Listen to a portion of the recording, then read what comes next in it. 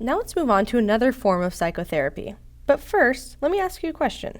Let's say you're a therapist and you had a client with very little self-esteem who wouldn't apply for any jobs because they didn't think they were good enough, and wouldn't go out on any dates because they didn't think anyone would ever like them because they're just a worthless individual.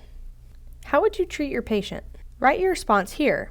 Don't worry, I'm not looking for exact wording or anything like that. Just let me know how you'd handle this situation.